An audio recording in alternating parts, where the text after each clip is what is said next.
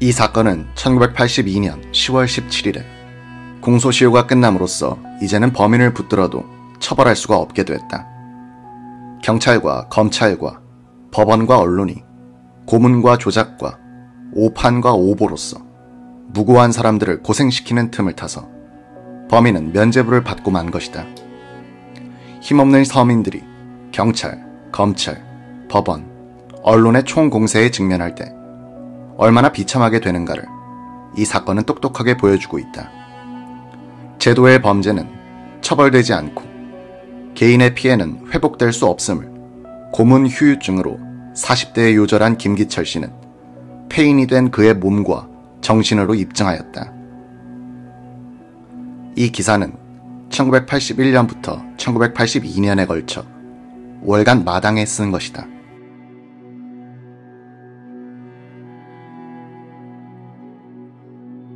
국제신보 변수갑 기자는 서서히 지치기 시작했다. 수사가 시작된 지 15세. 수많은 유력 용의자들이 나타났다간 사라져갔다. 그때마다 눈에 불을 켜고 경찰과 다른 신문사의 기자들을 상대로 밤새워 취재 전쟁을 벌였으나 용의자들은 모두 무혐의로 밝혀졌었다. 수사는 이제 미궁으로 빠져들고 있는 느낌이었다.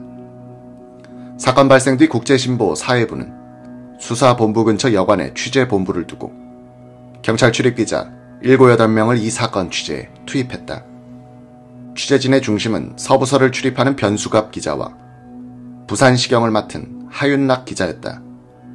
변 기자는 그때 37살, 부산의 일선 경찰서만 14년째 출입하고 있었다.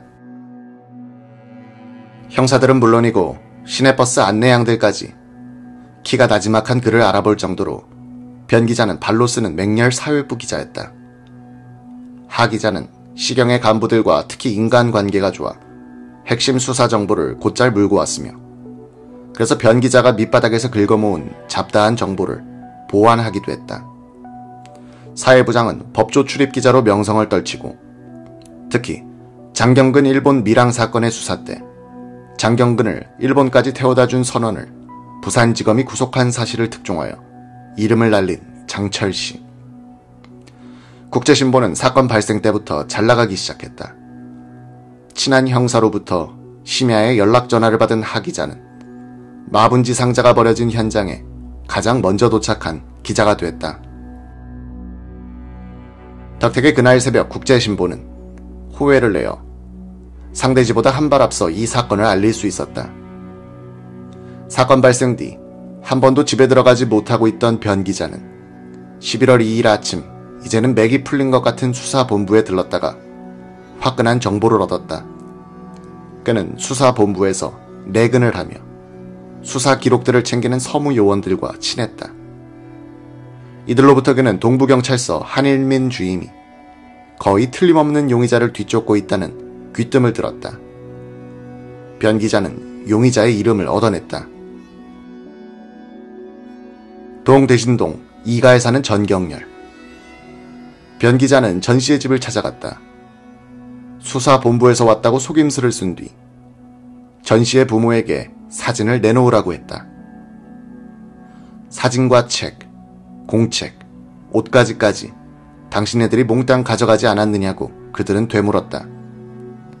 변 기자는 그제야 한 주임반이 전 씨를 연행해 갔고 가택 수색까지 끝냈음을 알았다. 변 기자는 전 씨가 졸업한 경남상고의 앨범이 남아있는 것을 겨우 발견, 그의 얼굴 사진을 오려내왔다. 변 기자는 수사본부에 돌아와서 한일민 주임반뿐 아니라 그와 함께 차출된 동부서 천연준 주임반 요원들까지 모두 증발해버렸음을 알아냈다. 한, 천, 두 주임이 새벽에 만나 귓속말을 주고받더니 서로 축하하는 악수를 교환하고 황급히 나가더란 얘기도 들어왔다. 변 기자는 취재진을 풀어 감쪽같이 사라져버린 한일민 주임을 뒤쫓기 시작했다. 집요한 기자들의 추적은 이날 밤 늦게까지 계속됐다. 그들은 경찰서, 파출소, 여관, 호텔 등을 뒤지며 돌아다녔다. 한편 한 주임반의 형사 7명은 기자들의 눈을 피해 전 씨를 데리고 8군데의 파출소와 여관을 옮겨 다니며 그를 신문하고 있었다. 기자들은 용케 수사반이 머물렀던 여관이나 파출소에 들이닥치기도 했지만 그때마다 몇 시간 전에 나갔다는 얘기를 들어야 했다. 남부서 대연 파출소 2층에 있다는 소문을 듣고 불이 나게 달려갔을 때도 형사들은 불과 몇 시간 전에 어디론가로 떴다는 것이었다. 기자들은 대연 파출소 근처의 파출소와 여관을 이잡듯 뒤져갔으나 형사들의 꼬리를 잡을 수 없었다. 변 기자는 자정을 넘기고는 추적을 포기했다. 비록 한 주임을 붙들지는 못했지만 그들이 거의 틀림없는 범인을 쫓고 있다는 심증은 더욱 굳어졌다. 더구나 이 극비 수사 진전을 다른 기자들은 모르고 있는 것 같았다. 변 기자는 이 특종거리를 부장에게 보고했다. 그동안의 추적 과정에서 주워 모은 정보의 조각들을 끼워 맞춰 전 씨가 자백을 했고 그는 근하군의 전 과외 가정교사였으며 증거물도 이미 압수한 것 같다고 보고했다. 장철 부장은 이 특종을 호외로 빛내기로 결단했다. 변 기자는 기사를 썼다. 200자 원고지 석장분의 짤막한 기사였다. 이때 장철 부장은 아무래도 마음이 놓이지 않은 모양이었다. 수사진에 직접 확인한 정보가 아니란 점이 노련한 사건 기자를 불안케 했다. 그는 변 기자에게 다시 한번 확인해보라고 지시했다. 변 기자는 새벽에 수사본부로 달렸다. 수사본부장 이수태 부산시경 수사과장과 단독 면담에 들어갔다. 단도직입으로 변 기자는 다그쳤다. 본부장은 말했다. 범인이란 심증은 간다. 그러나 증거물을 확보하지 못했다. 하루만 더 기다려주면 완전한 것으로 만들어내겠다. 변 기자는 장 부장에게 전화를 했다. 범인이 틀림없습니다. 윤전기를 돌리십시오. 변 기자는 진범이란 보증은 받지 못했지만 자신의 육감을 믿고 도박을 건 것이었다. 본부장의 심증이 간다는 말은 범인인 것 같다는 느낌과 같은 뜻이다. 증거물이 없는 상황에서 이 느낌은 아무런 유죄 입증 자료가 될 수 없다. 그러나 여기서 기자와 경찰의 길이 갈라진다. 경찰은 공소유지를 할 수 있는 증거를 갖춰야 용의자를 구속할 수 있지만 언론계의 구조와 생리는 확신만 갖고도 기사를 쓸 수 있게 하고 있다.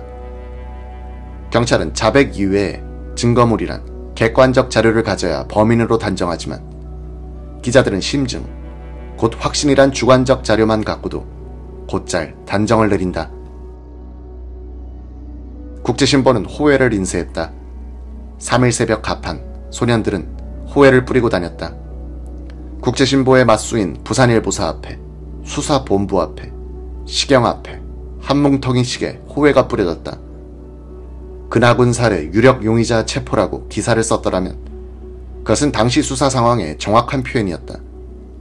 그러나 그런 기사로는 여러 번 유력 용의자들이 사회면을 화끈하게 장식했다가는 무혐의로 풀려나곤 하던 그 즈음의 신문 분위기에서는 호외감이 될 수 없었다. 호외는 용의자 아닌 범인 체포를 전제로 한 것이었다. 그래서 호외의 새까만 커트 제목은 근하군 살해 진범 체포라고 외치고 있었다. 전 씨의 이름은 물론 앨범 사진도 박혀 있었다. 범인을 더 강조한 진짜 범인, 이 진범이란 신문 용어는 가짜 범인도 있다는 것을 은연중 반증하는 낱말이기도 했다.